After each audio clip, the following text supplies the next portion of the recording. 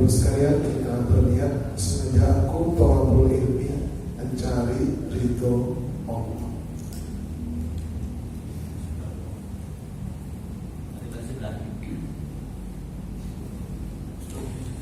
Assalamualaikum warahmatullahi wabarakatuh. Waalaikumsalam warahmatullahi wabarakatuh. Alhamdulillahi hamdan thayyiban mubarakan fi kama yuhibbu rabbuna wa yarda. Asyhadu an la ilaha illallah wahdahu la syarika lah wa asyhadu anna Muhammadan abduhu wa rasuluhu la nabiyya ba'dah, amma ba'd. Bagaimana kabar Bapak Ibu, sehat? Mudah-mudahan kita, keluarga kita semuanya dijadikan Allah menjadi hamba-hamba Allah yang pandai bersyukur. Amin ya rabbal alamin. Salawat dan salam semoga Allah sampaikan keharibaan uswatul hasanah kita, Nabi kita Muhammad sallallahu alaihi wasallam. Baik, kasih bulan Syawal, saya secara pribadi dan keluarga mengucapkan taqabbalallahu minkum minna wa minkum siyamana wa siyamakum minal aidin al-faizin. Amin Allahumma amin. Nah, begitu mengucapkannya. Jadi selama ini kan seolah-olah berpantun, minal aidin wal faizin, mohon maaf lahir dan batin. Nah, itu bukan begitu ya. Jadi ketika sudah selesai Ramadan, saling berdoa, taqabbalallahu minna wa minkum, semoga Allah menerima amalan kami, amalan kamu, puasa kami, puasa kamu. Minal aidin al-faizin, semoga kita termasuk aid kembali beruntung. Kapan ketemu lagi dengan Ramadan yang akan datang? Baru kita jawab, taqabbal ya karim, terimalah Allah yang maha beri. Terus saya berdoa sebetulnya ya. Nah, adapun maafkan itu kapan saja ya, nggak mesti pas hari raya. Oh, kalau minta maaf nanti nunggu hari raya keburu mati ya. Gitu ya. Sekedar. Nah, penjelasannya itu ada di channel saya. Silakan nanti berkunjung. Baik, seperti biasa saya informasikan bahwa saya punya kajian di YouTube Majelis Studi Dakwah Prabang Center. Belum banyak materi. Silakan berkunjung ke Ustadz Arifin Purba Official. Tapi tambah di belakangnya mau mencari tema tentang apa? Misalnya saya mencari tema tentang cara menghitung harta waris. Ustadz Arifin Purba Official tambah lagi cara menghitung harta waris. Enter, nampak itu dalam bentuk PowerPoint. Mencari apa? Tentang menghitung zakat emas. Enter, ada begitu. Terpikir mau cari apa? Enter, silakan. Udah banyak materi-materi. Tapi jangan lupa subscribe, like, and share. Iya. Udah itu menjadi sedekah jariah. Cuman Ustaz di HP saya nggak bisa dibuka, Ustaz. Nggak ada paketnya. Gimana mau dibuka? Dan informasinya. Informasi. Ustaz banyak nanya nih, hukum kawin lagi katanya. Nanti belum pertanyaan. Saya order itu ya. Belum pertanyaan. Nah itu apa aja gitu. Nah, oke ya. Baik, di dalam dunia ini ada dua jalan pilihan. Nah, ada dua jalan pilihan. Kita suruh pilih. Jadi hidup ini bukan takdir, pilihan. Ya, bukan takdir, tapi pilihan. Makanya Allah berfirman, a'udzubillahi minasyaitonir rajim. Wa hadaina lahul najdain, dan kami telah menunjukkan kepadanya manusia dua jalan pilihan, jalan kebaikan dan jalan keburukan. Tinggal milih, ya, mau jadi orang baik atau menjadi orang jahat. Dalam diri saya pun ada dua pilihan. Ada potensi jadi ustaz, tapi ada potensi jadi tukang copet. Apalagi orang Batak ya. Ciri-ciri orang Batak tukang copet, jari telunjuk sama jari tengah rata dia. Tukang copet begitu. Aku masih panjang pendeknya. Kenapa rata? Dia latihan ini. Dia latihan ditusuk-tusukkannya ke pasir. Pasir itu ditaruh di dalam kuali, dibakar panas, ditusukkan dia. Lama-lama kapalan kan ya rata. Ngetesnya pakai biji nangka, taruh di baskom, kasih air, biji cempedak. Kalau bisa ditangkap, tukang copet kayak gitu. Iya, bukan ngasih tahu nih, cuma bukan ngajarin, bukan ngasih tahu aja ya. Ada pilihan dalam diri saya jadi tukang copet atau jadi ustaz, tapi yang saya pilih jadi ustaz. Pilihan itu bukan takdir. Misalnya ada orang perempuan misalnya PSK ya. Jadi dia bilang enaklah ustaz jadi takdirkan jadi ustaz, kalau aku ditakdirkan begini. Tidak Pak, saya bilang itu pilihan Anda gitu. Pilihan. Nah juga Allah berfirman, Inna hadaina sabil imma syakira wa imma kafura. Sesungguhnya kami telah menunjukkan jalan yang lurus. Ada yang bersyukur dan ada yang kufur. Mau bersyukur silakan, mau kufur monggo, pilihan. Yang ketiga, wa kullu haqqun min rabbikum faman syaa'a falyu'min wa man syaa'a falyakfur. Dan katakanlah Muhammad, kebenaran itu datangnya dari Tuhanmu, maka barang siapa yang ingin beriman adalah beriman, dan barang siapa yang ingin kafir biarlah dia kafir. Pilihan. Yang mau ngaji silakan ngaji, yang mau pulang silakan pulang. Nggak tahu lah. Pilihan. Udah jelas dalilnya. Kesan pertama begitu menggoda, selanjutnya terserah Anda. Kayak iklan aja gitu. Dah, ini pendahuluan supaya semangat kita dalam ibadah ini. Iya. Dalam memakmurkan masjid, dalam memakmurkan dakwah, dalam menjalankan ibadah. Tak lama lagi dunia ini Pak, Bu. Tak lama lagi. Udah main perang-perang orang itu. Takut awak nanti peluru kendalinya itu ada yang kesasar kemari ya. Dari udah sedap. Udah ya, jadi itu Bapak Ibu sekalian. Pilihan ya adik-adik ya, pilihan. Bukan takdir. Nah juga surga neraka dari sekarang kita milihnya. Dari sekarang mau ke surga atau mau ke neraka. Nah makanya Nabi memberikan tuntunan. Wa man salaka tariqan yaltamisu fihi ilman sahalallahu lahu bihi tariqan ilal jannah. Barang siapa menempuh jalan untuk mencari ilmu, maka Allah akan memudahkan jalan ke surga baginya. Tuh. Jadi kalau mau ke surga lewat jalan pintas, rajin-rajinlah thalabul ilmi. Tapi betul-betul majelis ilmu, karena ada majelis itu namanya majelis ghibah, cerita sama si yang gak jelas. Nah itu jangan. Apalagi sebagai pengurus harus selektif. Ini ustaz ini mau ngajak kemana ini? Kan begitu. Kalau ngajak kelompok, ngajak kepada ghibah, ya udah di blacklist lah. Nah, gitu ya. Dah ini pendahuluan.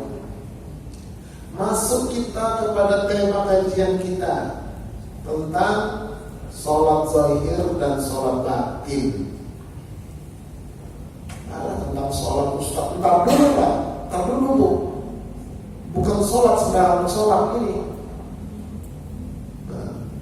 Secara zahir aja aku tengok tadi banyak yang gak beres sholat.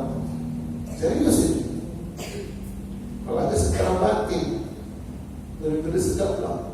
Kita udah pernah kemarin membahas tentang fikih sholat ya secara zahir. Nah ini kita secara batinnya. Mari kita lihat. Bagian pertama, ada bagian selanjutnya nanti pendalaman. Setiap ibadah itu ada sisi zahirnya dan ada sisi batinnya. Semua ibadah itu harus dipahami.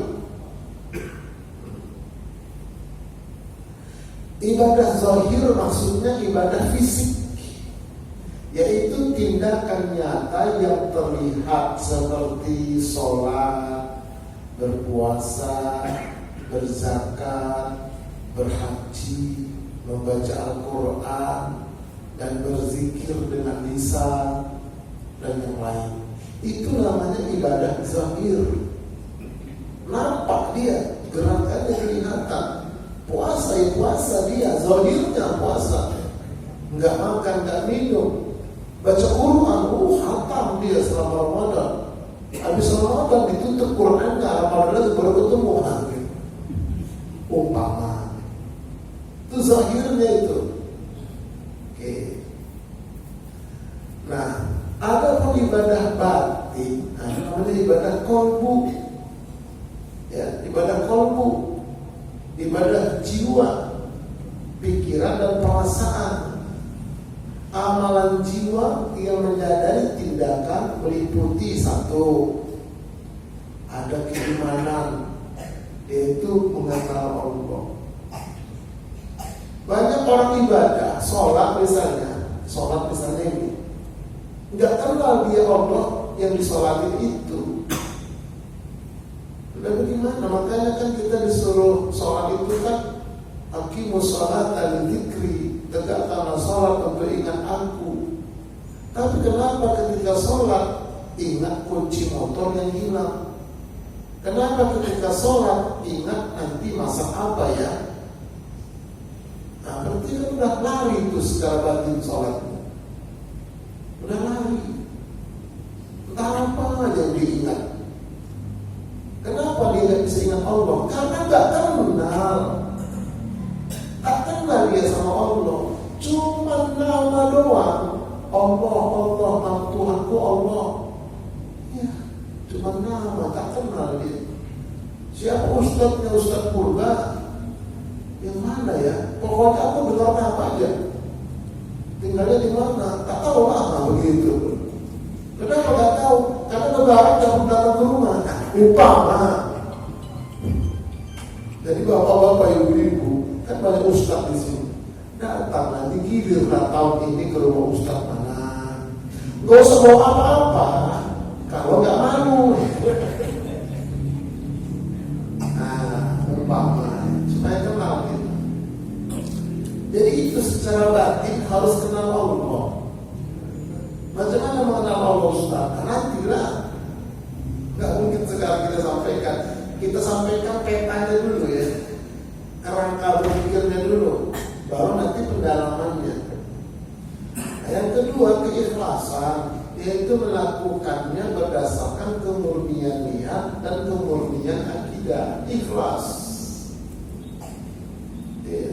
Ikhlas itu niatnya ikhlas, akidahnya imannya ikhlas. Makanya ada surah Al-Ikhlas.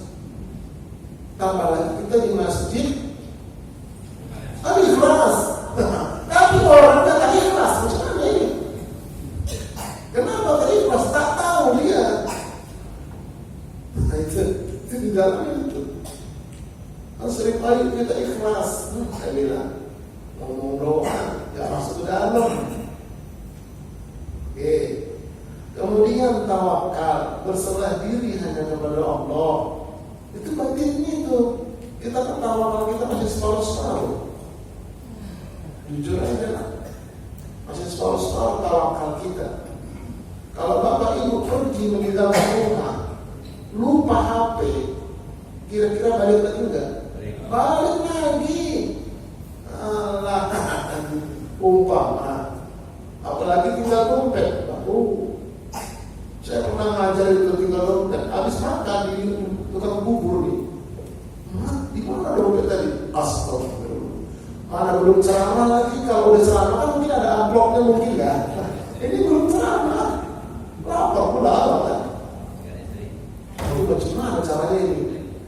Apalah begini ya, bang, terus terang jujur aku bang, tinggal dompet dulu bang. Jadi apa yang bisa menjaminkan di sini? Tengoknya aku atas bawah. Udah lupa pergi aja bapak, macam mana pun aku. Siap bang, pergi aku ngajar, pulang ngajar aku buka, baru itulah aku buka amplop. Kalau nggak pernah aku buka amplop, buka istri, tak tahu aku isinya berapa ini. Karena kalau aku tahu aku tengok, nggak nambah ini. Udah 26, rusak gitu. Itulah aku buka amplop sebenarnya bukanya, baru udah satu. Nah, bang ini tadi bang, kok tapi pak, pengajar tadi bang, mohon maaf bang, betul-betul ketinggalan bang. Untuk ada polisi yang menyetok. Nah gitu ya, itu tawakal itu harus dilatih ya. Nah kemudian apalagi sabar dan syukur menerima qada dan qadarnya Allah. Ini sisi batin ini. Kalau batin kita nggak bisa begini, beratlah ibadah kita diterima. Berat. Makanya puasa berpuluh tahun nggak ada bekasnya. Karena sisi batinnya nggak diperbaiki, Pak. Diperbaiki. Rasulullah itu membina para sahabat seperti ini. Sisi batin itu diperbaiki. Karena itu rohaninya, ruhiyahnya di situ. Kemudian apa lagi? Khauf dan raja, takut akan murka Allah dan berharap rahmat. Jadi harus ada khauf, raja. Takut dan penuh harap hanya kepada Allah. Kemudian apalagi pembersihan qalbu, menghilangkan segala penyakit-penyakit batin. Rajin sholat, tapi di sininya ada iri, ada dengki, ada ujub, ada bangga. Iya, akulah yang paling sunnah, yang lain bid'ah semua. Ustaz pula, ustaz yang paling sunnah, ustaz purba itu gak jelas. Itu rusak aja batin. Serius kita. Percuma ibadah itu. Habis sholat langsung jalan. Dia kalau yang lain Allahumma salam, kalau dia tak Allahumma lantas jalan. Kenapa bid'ah itu zikir dan sholat? Astagfirullah. Sedih gitu. Itu sisi batin. Semua ibadah harus ada sisi zahir, sisi batin. Itu maksud saya. Ini kadang-kadang siapa ceramah yang disuruh Ustaz Purba, apa temanya? Sholat zahir, sholat batin, pasti tasawuf. Begitu maksudnya. Udah suzon dulu, ikutin dulu pengajiannya. Udah jelek-jelek, udah apa namanya, menilai negatif dulu. Itu batin itu. Harus penasaran, apa sih ini dulu ini? Jangan-jangan aku perlu ini. Begitu harus jadi. Meningkatkan kualitas, tidak hanya kuantitas.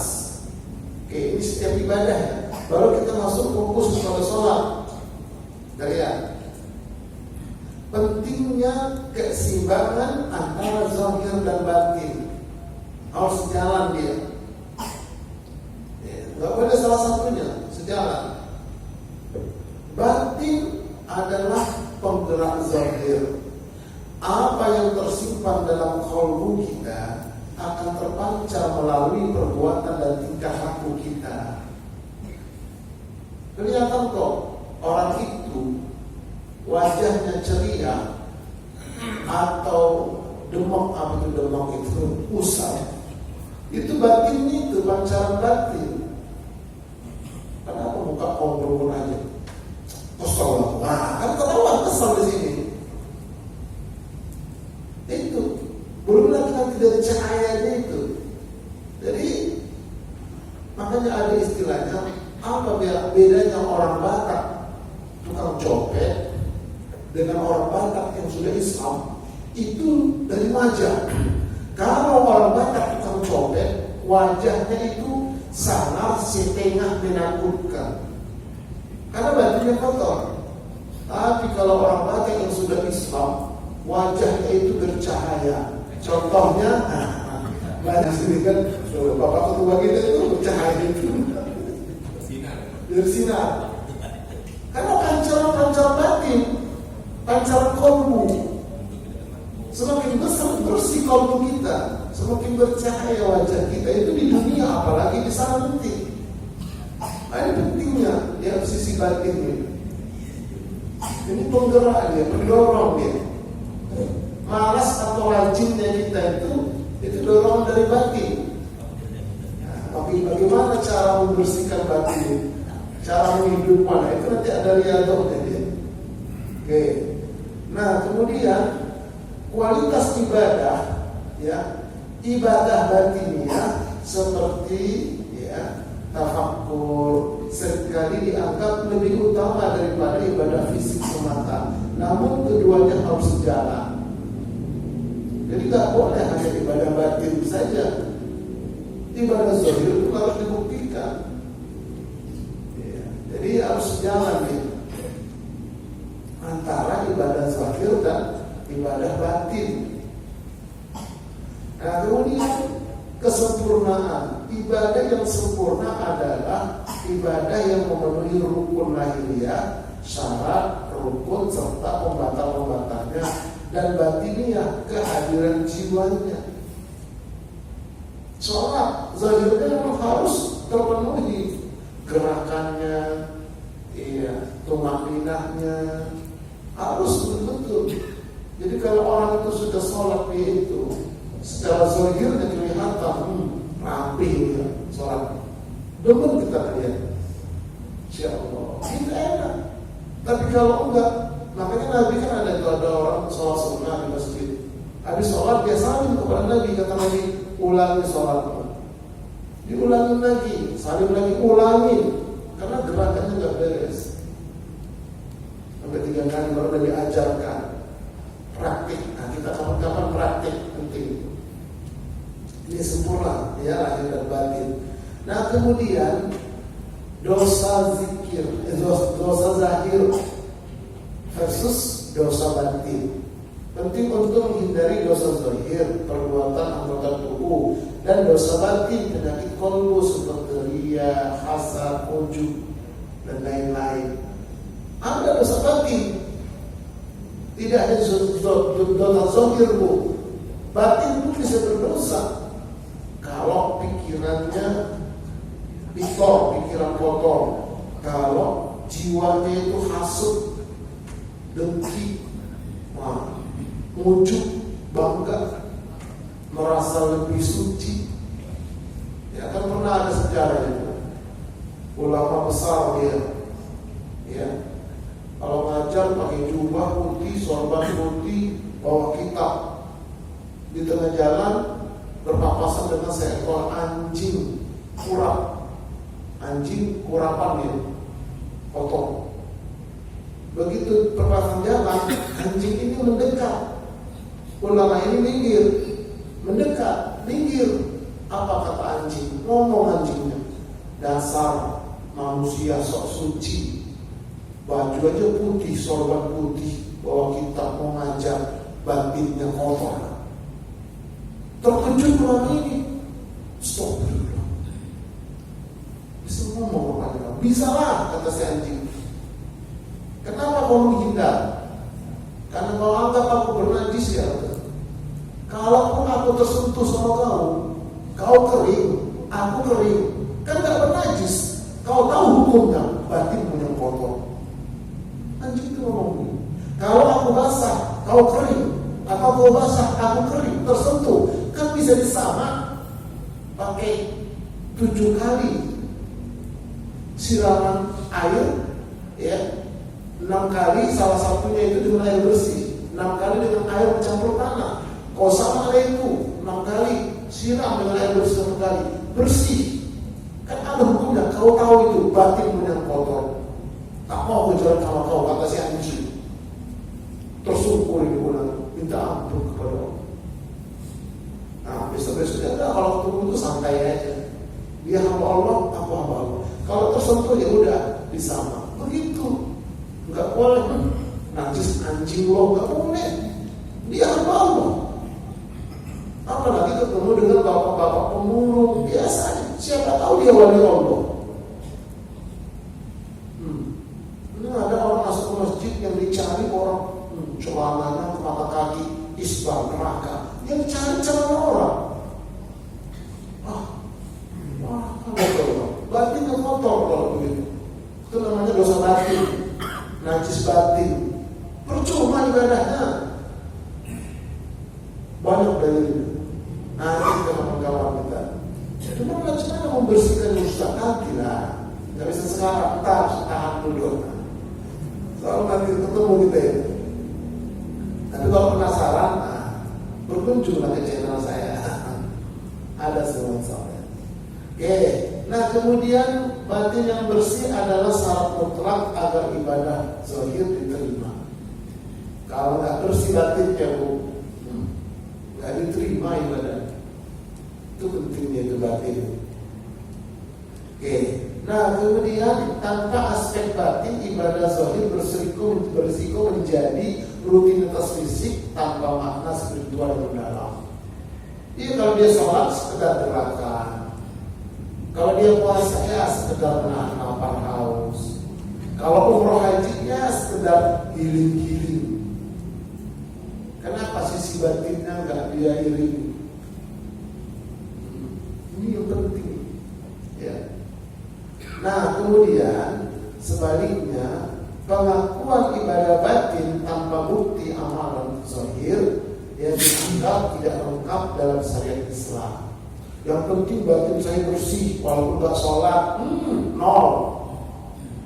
Apa artinya sholat kalau batinnya kotor? Sama aja.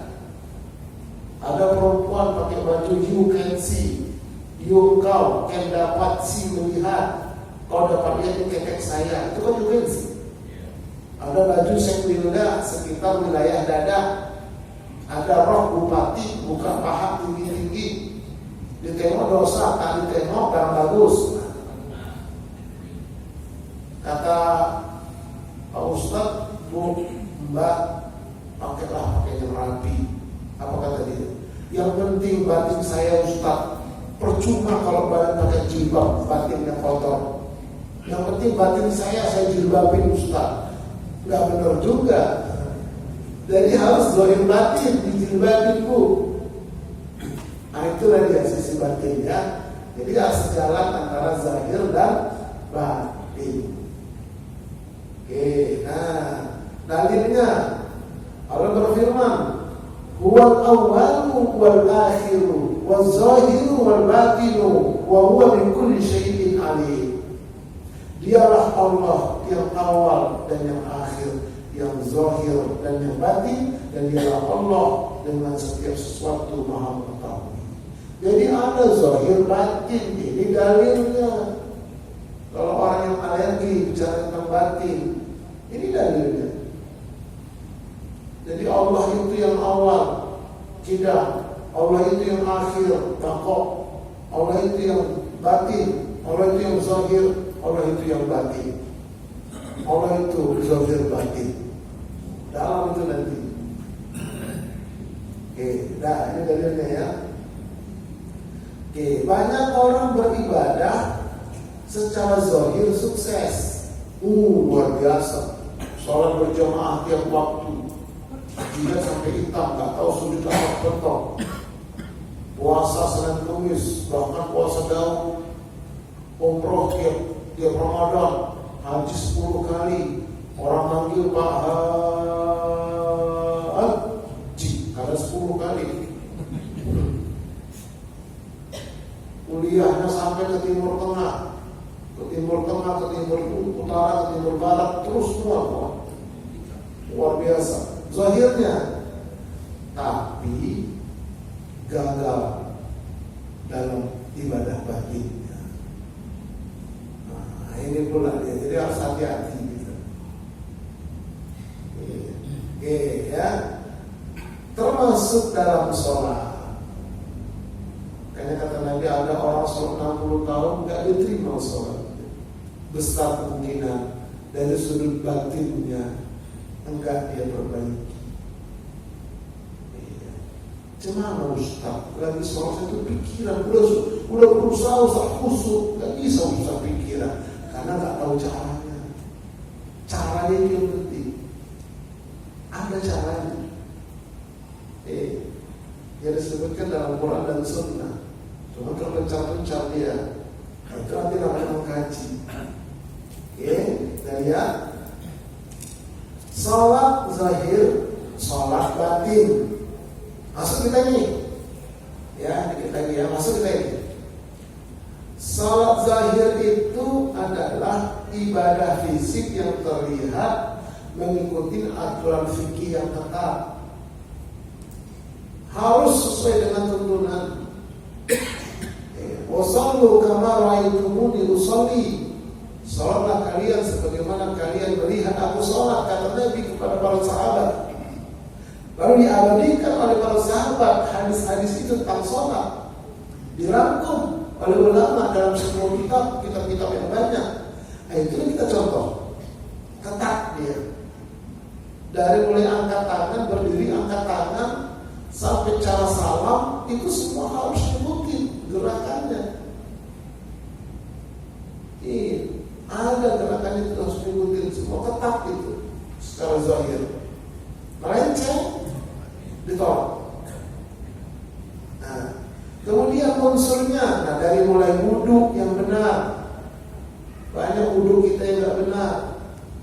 Menutup aurat yang benar, menghadap kiblat yang benar, niat yang benar, takbiratul ihram yang benar, berdiri, ruku, i'tidal, sujud, duduk hingga salam yang benar. Nah, itu harus praktik itu. Kalau nggak bisa,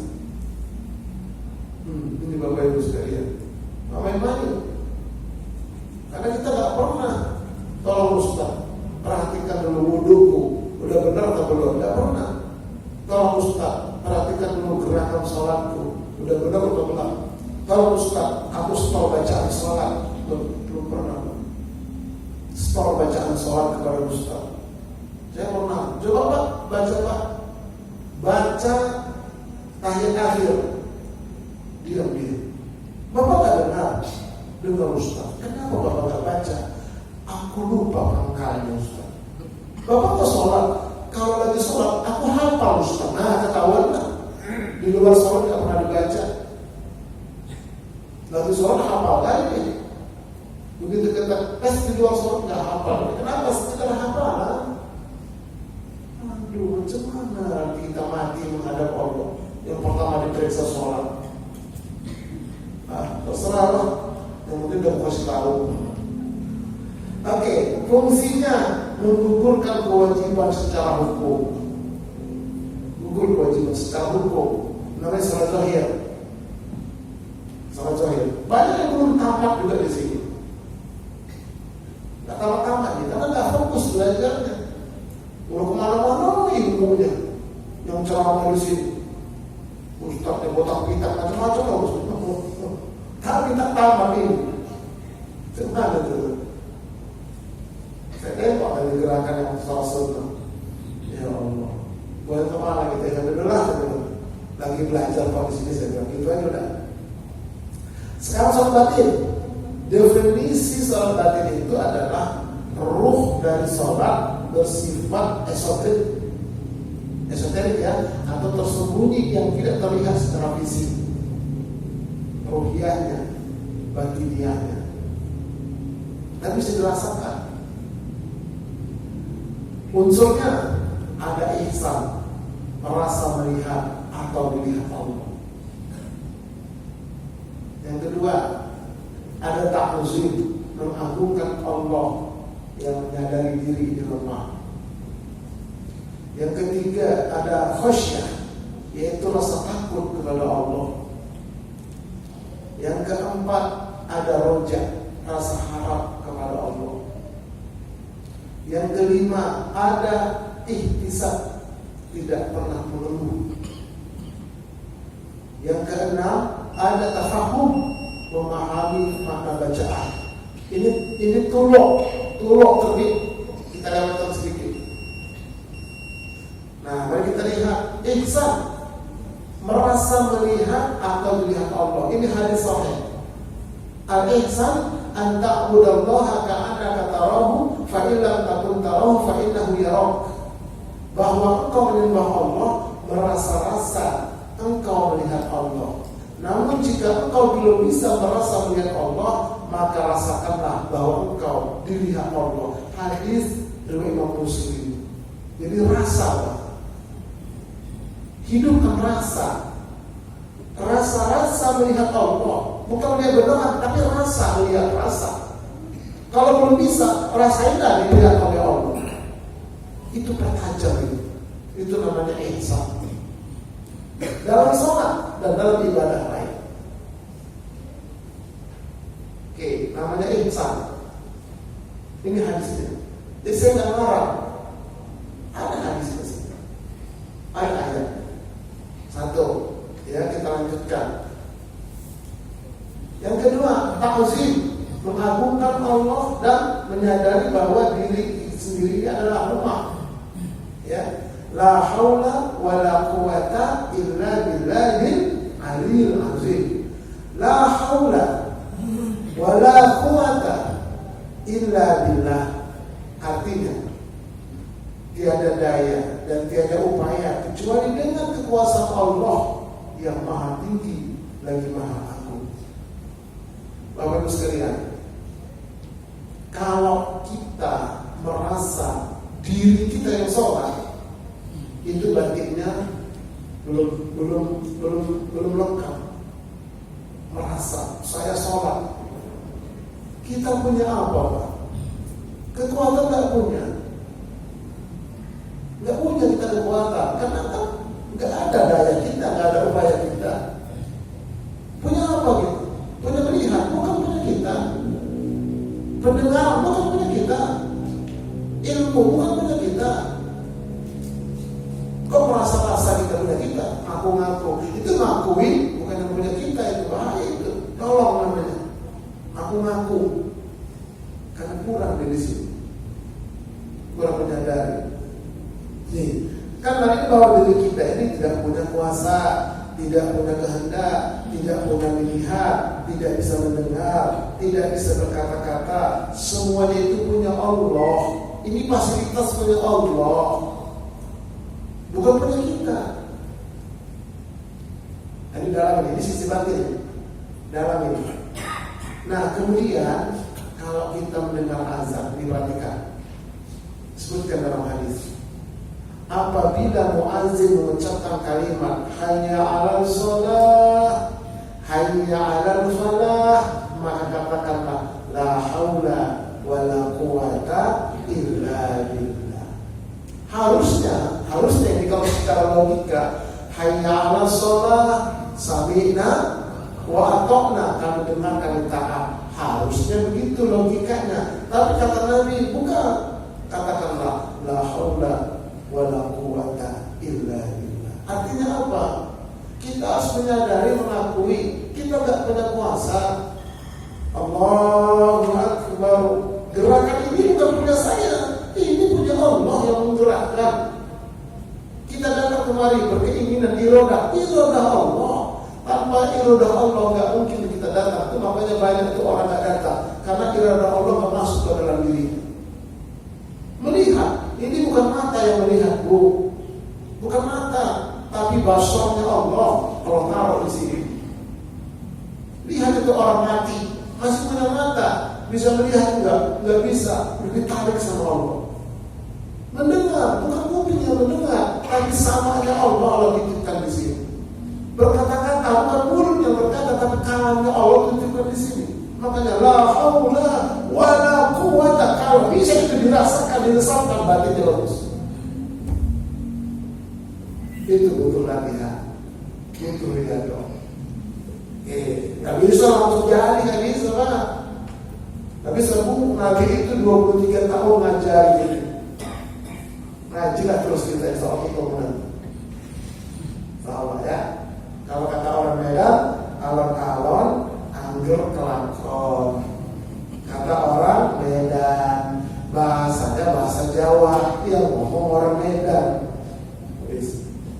Yang ketiga, khasyah, rasa takut kepada Allah. Tidak akan masuk neraka seseorang yang menangis karena takut kepada Allah sampai air susu kembali ke dalam kambingnya, dan tidak akan berkumpul debu di jalan Allah dengan asap api neraka. Bayangkan, jadi menangis malam, sholat malam, menangis dia, menyesali kesalahannya, menyesali kezaliman dirinya, menyesali selama ini menganggap dia yang punya ilmu, dia yang punya kuasa, dia yang punya harta, padahal itu semua punya Allah. Menangis dia, tidak bakal masuk neraka. Itu namanya khasyah, rasa takut kepada Allah. Karena selama ini mengakuisisi punya Allah. Oke, yang keempat, roja, rasa harap dan cemas kepada Allah.